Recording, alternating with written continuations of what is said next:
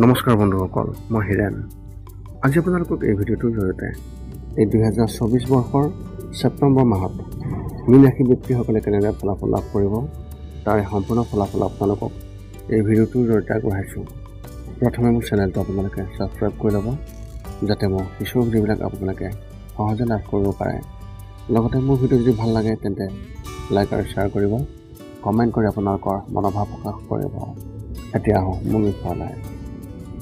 মীন ৰাশি ব্যক্তিসকলে ছেপ্টেম্বৰ মাহত লাভ কৰিবলগীয়া ফলাফলৰ বৰ্ণন এনেধৰণৰ। আপোনালোকৰ পাৰিবাৰিক জীৱনৰ ক্ষেত্ৰত আপোনাৰ আচৰণ আগৰ তুলনাত অলপ খিংখিঙীয়া হোৱাৰ সম্ভাৱনা আছে, যাৰ ফলত পৰিয়ালৰ কোনোবা এজনৰ লগত কাজিয়া হ'ব পাৰে। এনে পৰিস্থিতিত নিজৰ স্বভাৱক নিয়ন্ত্ৰণ কৰি খং উঠাৰ পৰা বিৰত থাকক। আপুনি বন্ধু বান্ধৱীৰ লগতো কথা পাতিব পাৰে, যিয়ে আপোনাৰ মনলৈ আনন্দ কঢ়িয়াই আনিব। বাহিৰত ঘৰুৱা কথা কোৱাৰ পৰা বিৰত থাকক, অন্যথা ইয়াৰ বাবে বেয়া পৰিণতি হ'ব পাৰে। আপোনাৰ শত্ৰুৱে এইবোৰৰ সুবিধা লৈ আপোনাক ক্ষতি কৰিব পাৰে। ব্যৱসায় আৰু চাকৰিৰ ক্ষেত্ৰত এনেধৰণৰ। ব্যৱসায়িক দৃষ্টিকোণৰ পৰা এই মাহটো আপোনাৰ বাবে শুভ আৰু বহু ক্ষেত্ৰৰ পৰা ধন পাব, কিন্তু আপোনাৰ মন সন্তুষ্ট নহ'ব।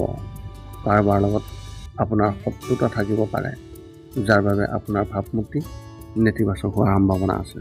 বজাৰত কাৰোবাক কঠোৰ শব্দ কোৱাৰ পৰা বিৰত থাকিব আৰু নিজৰ প্ৰকৃতিক বন্ধুত্বপূৰ্ণ কৰি ৰাখিব।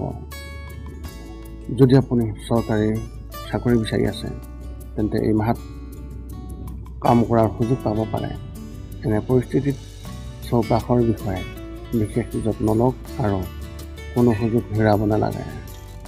চৰকাৰী কৰ্মচাৰীসকলে নিজৰ কামত সন্তুষ্ট হ'ব যদিও ৰাজনৈতিক লোকৰ পৰা প্ৰত্যাহ্বানৰ সন্মুখীন হ'ব পাৰে।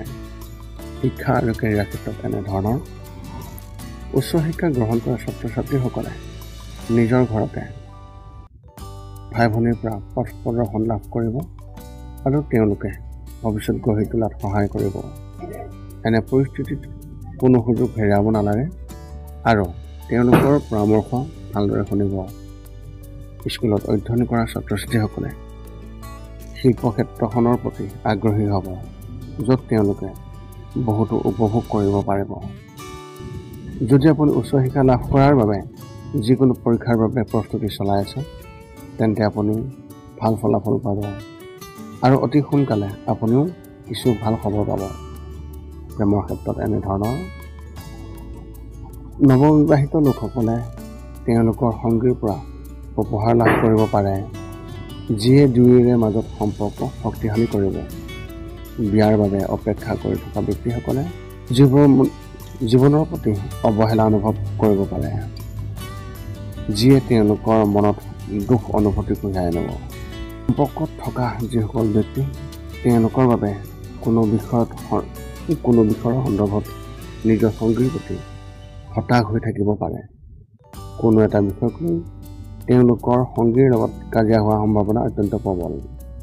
এই সময়ত আপুনি আপোনাৰ ইগোক নিয়ন্ত্ৰণ কৰি ৰাখিব লাগিব। স্বাস্থ্যৰ ক্ষেত্ৰত এনেধৰণৰ।